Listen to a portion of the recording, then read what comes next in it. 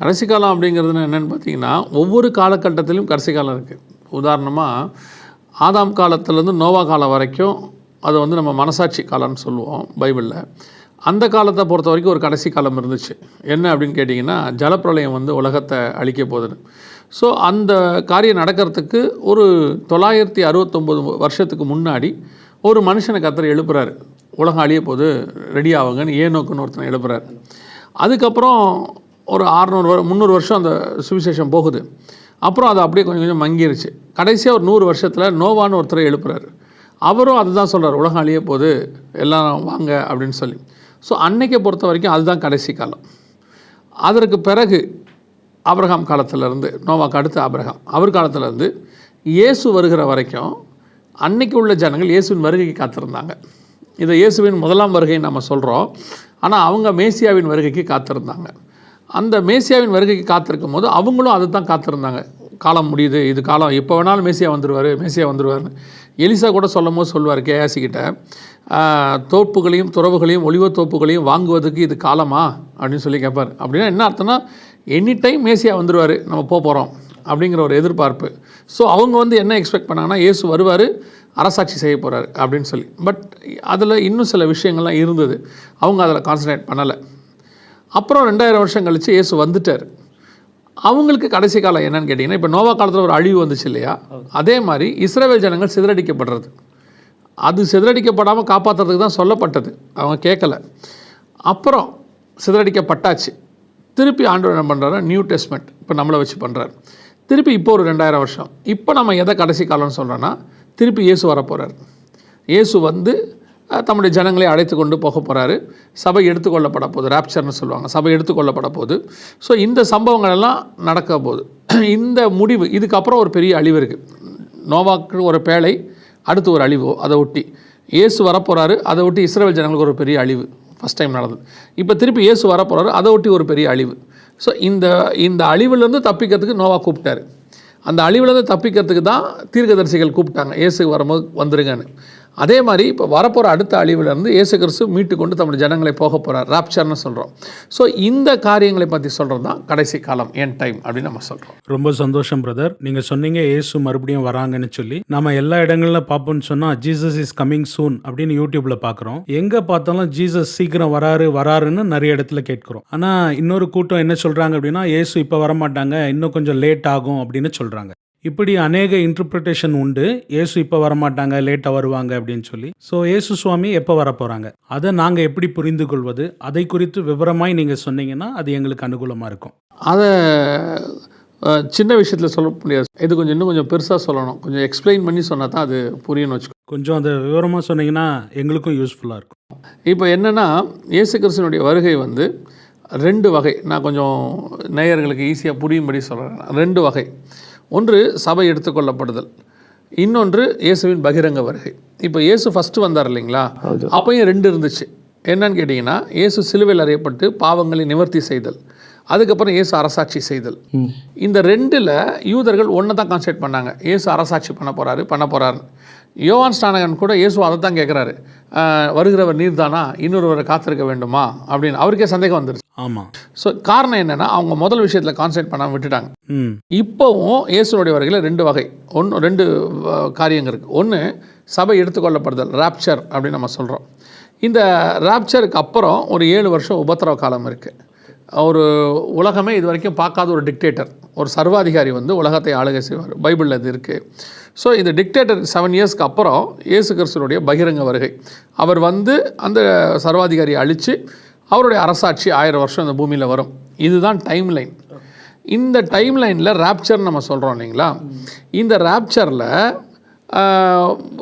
நிறைய விதமான உபதேசங்கள் இருக்குது. ஆமாம். ராப்சர் அப்படின்னா என்ன அப்படின்னு ஃபஸ்ட்டு நீங்கள் பார்த்தீங்கன்னா, நாம் மறுரூபமாகி போகிறதுனா, இப்போ இயேசு வரும்போது அப்படியே அவங்க எல்லாருமே மாம்சத்துலேருந்து ஆவியாக போவாங்க. இதை வந்து நம்பக்கூடாத ஒரு விஷயம். யாரையாவது நீங்கள் கேட்டு பாருங்கள், அப்படியே மறுரூபமாகி நீங்கள் போயிடுவீங்க அப்படின்னா, இது வரைக்கும் அப்படி நடக்கலை. ஸோ ஜனங்களால் நம்ப முடியாது. இதே மாதிரி தான் நோவா சொன்னார், உலகம் முழுக்க தண்ணி வரப்போகுது, எல்லாரும் அழிய போகிறாங்க, நாம் மட்டும் தப்பிக்க போகிறோம். இதுவும் அன்றைக்கி என்ன செய்ய முடியாது, நம்ப முடியாத ஒரு விஷயந்தான். ஆமாம். அதனால தான் ஜனங்க யாருமே அவர் பின்னாடி வரல. ஆனால் அதான் நடந்துச்சு. இப்போ இயேசு என்ன சொல்கிறாரு, நோவாவின் காலத்தில் எப்படி நடந்ததோ அப்படியே மனுஷகுமாரன் வரும் காலத்தில் நடக்கும். இப்போவும் நம்ம என்ன சொல்லிகிட்டு இருக்கிறோன்னா, உலகம் முழுக்க ஒரு அழிவு வரப்போகுது, ஒரு சர்வாதிகாரி வரப்போகிறான். இப்போ நோவாவோட ஜலப்பிரளயம் பாருங்கள் 7 நாள் கழிச்சு வரும். ஆமாம். இங்கே பாருங்கள் 7 வருஷம் கழிச்சு வரும். ஸோ ஒரு அழிவு வரப்போகுது. அதுக்கு முன்னாடி நோவா பேழைக்குள்ளே போனதை ஒரு கான்செப்ட் இருக்குது. அதே மாதிரி நம்மளை இயேசு கொண்டு மத்திய ஆகாயத்துக்கு போக போகிறார். நாம் மறுரூபமாகி அவரை சந்திக்க போக போகிறோம். இப்போ ஒரு குரூப் என்ன சொல்லுதுன்னா, இந்த மறுரூபமாகிறதுனா ஒன்று கிடையாது, அப்படிலாம் நடக்கவே நடக்காது. இருக்குன்றதுக்கு அடையாளமாக தான் இயேசுவே மறுரூபமாகி காட்டினார். அவரே ஒரு மறுரூபமாகி இப்படிலாம் இருக்குது நடக்கும்னு சொல்கிறார். ஸோ ஒரு குரூப் இதை நம்பலை, இதை ராப்சரை என்ன செய்யலை, அவங்க நம்பலை. இதுலையே இன்னொரு குரூப் இருக்காங்க. அவங்க என்ன சொல்கிறாங்கன்னா, அந்த நம்பாத குரூப்பு, இயேசு 7 வருஷம், அந்த 7 வருஷம் நம்புகிறாங்க. இயேசு 7 வருஷம் கழித்து வருவார், பகிரங்கமாக வருவார்.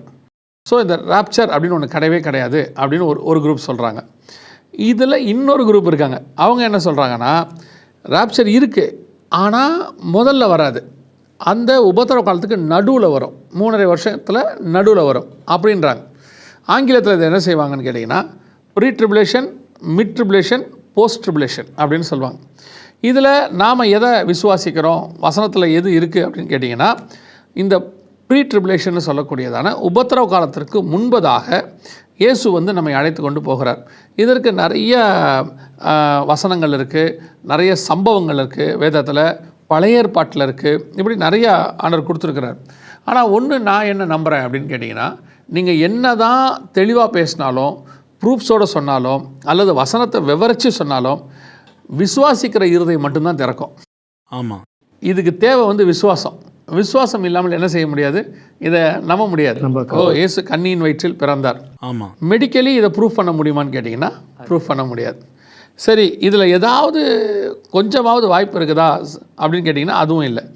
ஆனால் இதை விசுவாசிச்சிங்கன்னா அதுக்கான ரட்சிப்புக்கான அனுபவம் உங்களுக்கு வருது, உங்களுக்கு அதுக்கான காரியம் நடக்குது.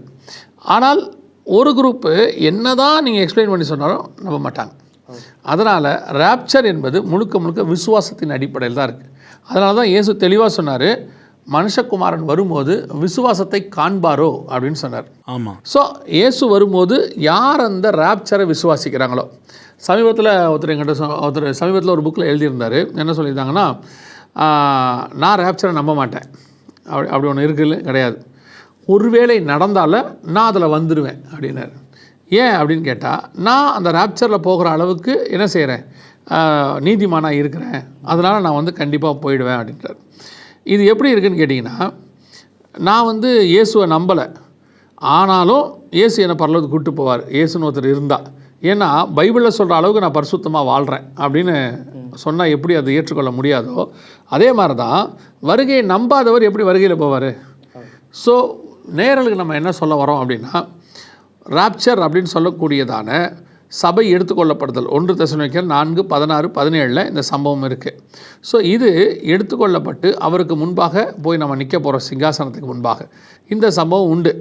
இது பைபிளில் தெளிவாக கொடுக்கப்பட்டிருக்கு. இதுக்கு பிறகு 7 வருஷம் உபத்திரவம், மகா உபத்திரவம் ரெண்டும் சேர்ந்து வரும், 3 ஸோ 7 வருஷம். இந்த உபத்திரவ காலத்தில் ஒருத்தர் கூட நிலைநிற்க முடியாதுன்னு வசனம் சொல்லுது. ஒருவரும் நிற்க முடியாது அப்படின்னு இருக்குது. ஒருவரும் தப்பி போகாத காலம் ஒன்று வருகிறது அப்படின்னு இருக்குது. ஸோ இந்த உபத்திரவ காலத்தில் நிற்க முடியாதுன்றதுனால தான் முன்னாடியே வந்து இயேசு கூட்டிகிட்டு போகிறார்.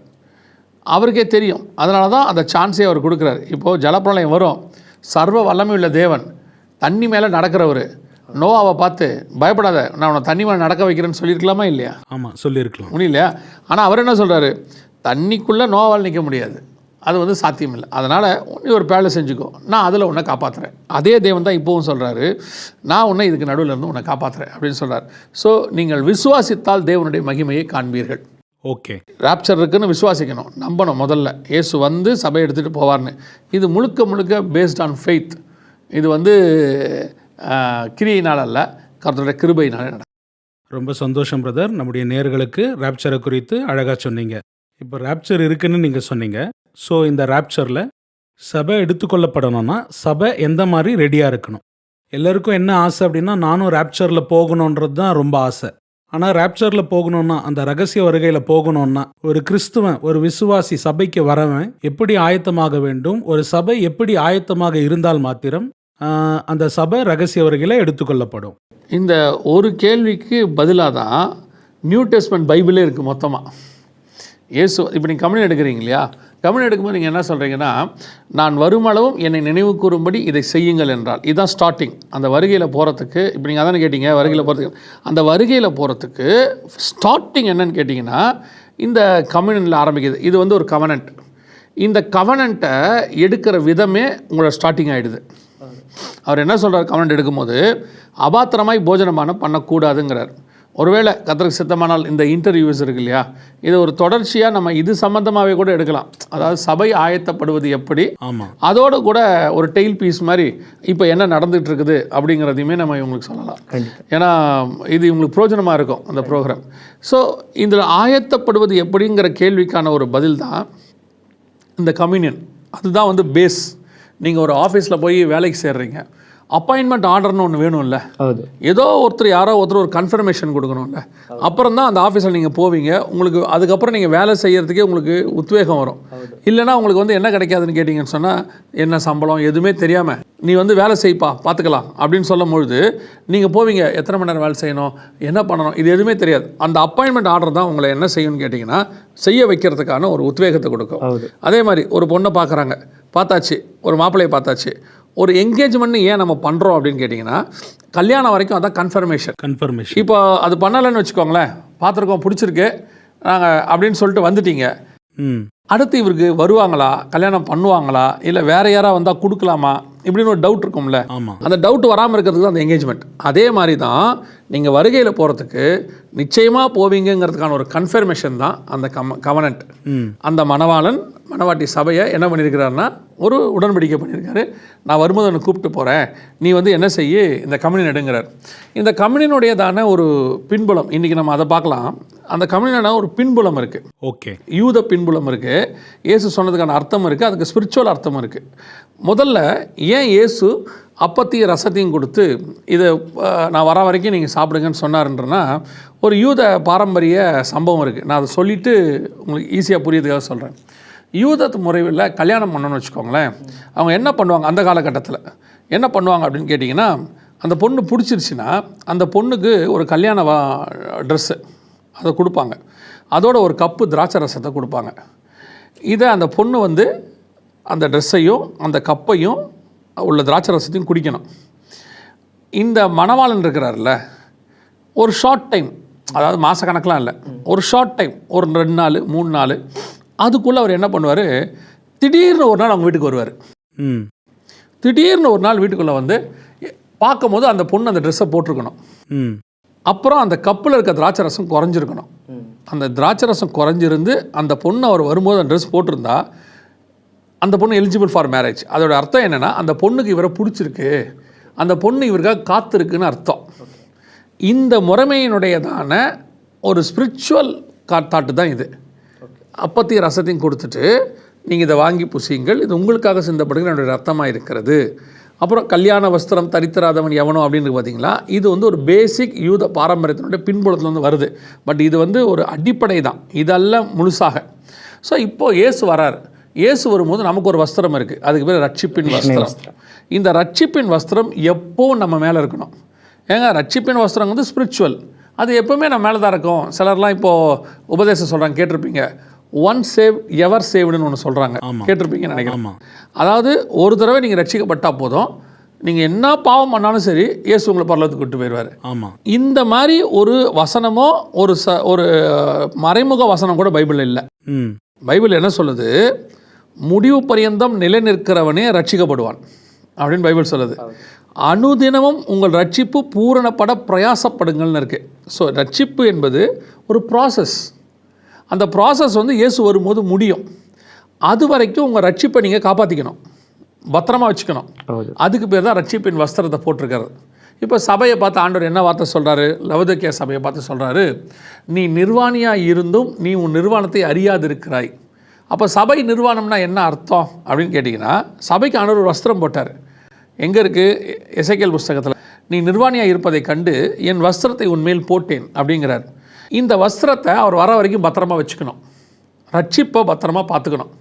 ரட்சிப்பை பத்திரமா பார்த்துக்கிட்டு அவர் வரும்பொழுது அந்த கவனன்ட்டில் நீங்கள் உண்மையாக இருந்தீங்கன்னா நீங்கள் அது வருகையில் போவதுக்கான ஒரு ஃபஸ்ட்டு பாயிண்ட்டு ஓகே பண்ணுறீங்கன்னு அர்த்தம். முதல் கொஸ்டின் ஓகே, ஆன்சர் எழுதிட்டீங்கன்னு அர்த்தம். ஆனால் ரட்சிப்பின் வஸ்திரம் உங்கள்கிட்ட இருக்கா? அதுதான் இப்போ கேள்வி. நான் ரட்சிக்கப்பட்டேன் எப்போது? 10 வருஷத்துக்கு முன்னாடி, 20 வருஷத்துக்கு முன்னாடி.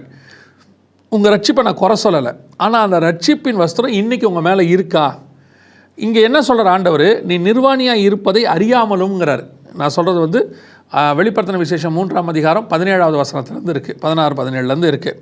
நீ நிர்வாணியாக இருப்பதை அறியாமலும். அதாவது என்னென்னா, உன் ரட்சிப்பு உன்னை விட்டு போயிடுச்சு, உனக்கு தெரியாது.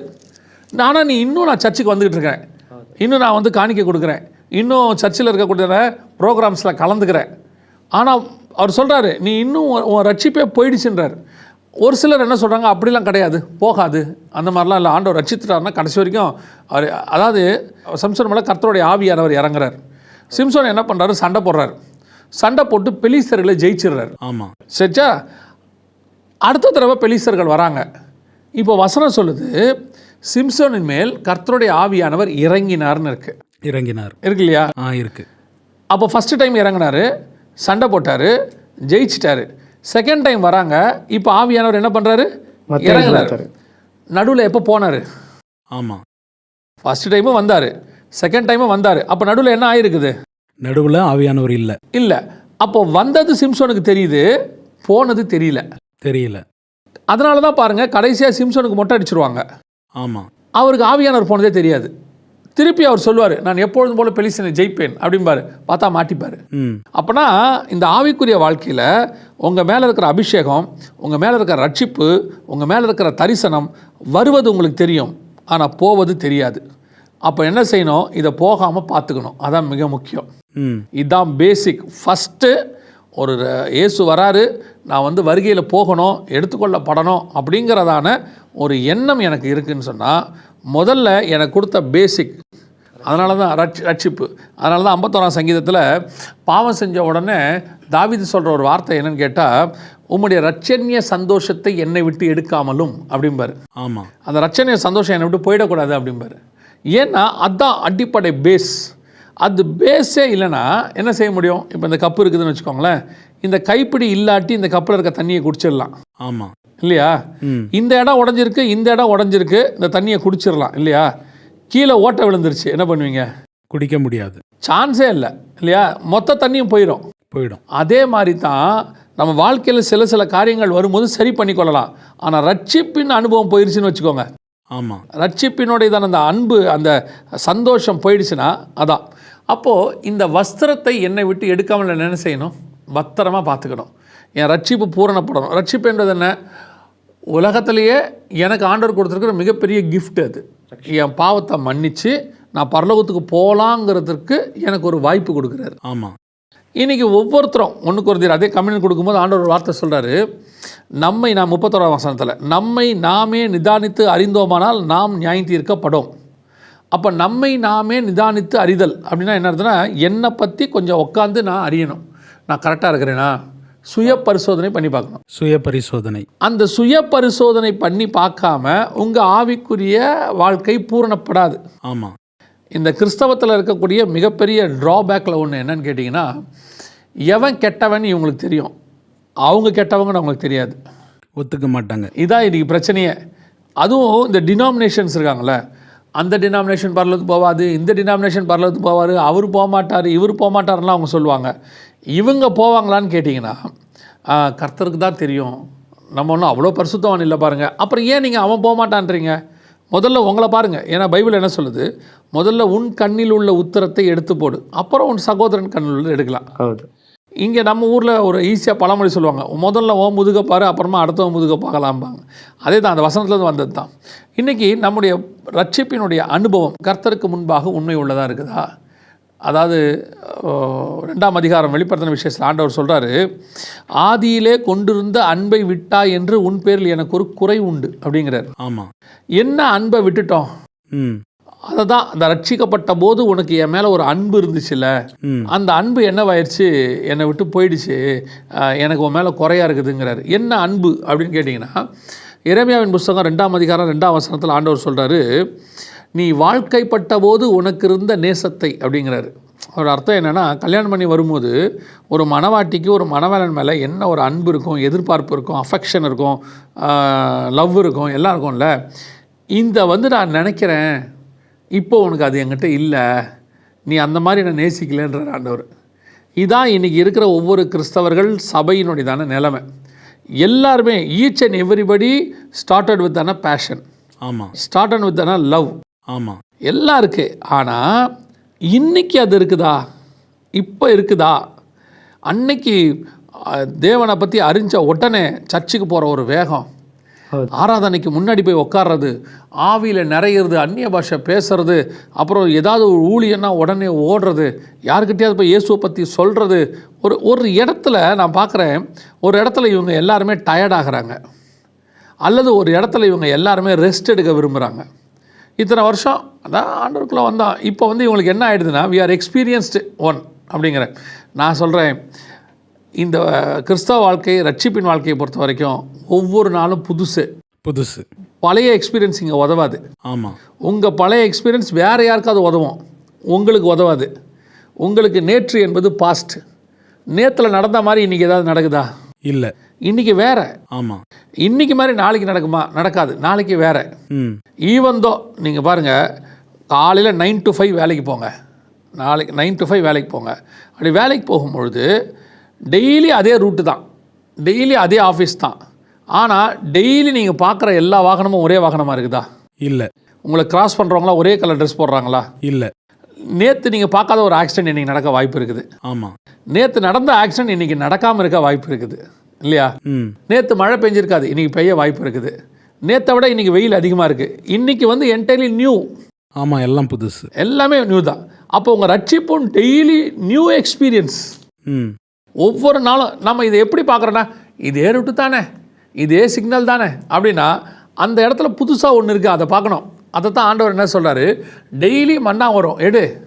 இவங்களுக்கு என்ன ஆயிடுச்சு, டெய்லி இதே மன்னா தானா, ஒரே மாதிரி டேஸ்ட்டாக இருக்குது. ஆனால் நேற்று வந்த மன்னா இது இல்லை, இது வேறு மன்னா. ஆனால் இவங்கள பொறுத்த வரைக்கும் அது ஒரே மன்னா. கர்த்தரை பொறுத்த வரைக்கும் அது புது மன்னா. பழசை வைக்காதேங்கிறாரு. ஆமாம். நேற்று வந்தது தான் இன்றைக்கி வருதுன்னா ஆண்டவர் என்ன சொல்ல போகிறாரு, எடுத்து வச்சுக்கோன்னு சொல்ல போகிறாரு. நேற்று வந்தது வேறு, இன்றைக்கி வர்றது வேறு. அதே மாதிரி உங்கள் ரட்சிப்பின் அனுபவம் ஒவ்வொரு நாளும் வேறுபடும். கர்த்தரோட நெருங்கிறது ஒவ்வொரு நாளும் வேறுபடும். அவரோடு கூட இணையிறது வேறுபடும். அவர் பேசுறது வேறையாக இருக்கும். அவர்கிட்ட வரக்கூடிய ஆவிக்குரிய தன்மை வேறையாக இருக்கும். எல்லாமே என்டையர்லி டிஃப்ரெண்ட்டாக இருக்கும். அந்த அனுபவத்தில், ரட்சிப்பின் அனுபவத்தில் நீங்கள் எவ்வளோக்கு எவ்வளவு, நான் என்னுடைய ஓன் எக்ஸ்பீரியன்ஸை சொல்கிறேன், ஆண்டவரோடு நீங்கள் டெய்லி போக போக போக you will get the new things, new thoughts, new experience. இப்போ மோசே மலைக்கு மேலே மகிமையை பார்த்துட்டாரு. பார்த்த பிறகு மோசே அடுத்த ஆண்டவருடைய மகிமையை உச்சத்தில் பார்க்குறாரு. அப்படியே மேகம் மூடுது, எல்லாம் பண்ணுறாரு. இவ்வளோத்தையும் பார்த்தாச்சு. முட்செடியில் பார்த்துட்டாரு, அந்த இதுக்கு மேலே பார்த்துட்டாரு, அப்புறம் கீழே ஆசாரிப்பு கூடாரத்தில் பார்த்துட்டாரு, இவ்வளவும் பார்த்துட்டாரு. இப்போ திருப்பி கேட்குறாரு, நான் உங்களுடைய மகிமையை பார்க்க வேண்டும். அப்போது is expecting the new one. இந்த அனுபவம் தான் உங்கள் ஆவிக்குரிய வாழ்க்கையினுடையதான மிக முக்கியமான காரியம். அடுத்து உங்களை என்ன செஞ்சிடும், கொண்டு போயிட்டே இருக்கணும். ஸோ நீங்கள் வருகையில் போகணும், ஆண்டவரோடு கூட எடுத்துக்கொள்ளப்படணும் அப்படின்னா, ஆண்டவர் கொடுக்குற பேசிக் என்னென்னா கவனன்ட், ரட்சிப்பு. இந்த ரட்சிப்பை நீங்கள் என்ன செய்யணும்னா பத்திரமாய் பாதுகாத்துக்கொள்ளணும்.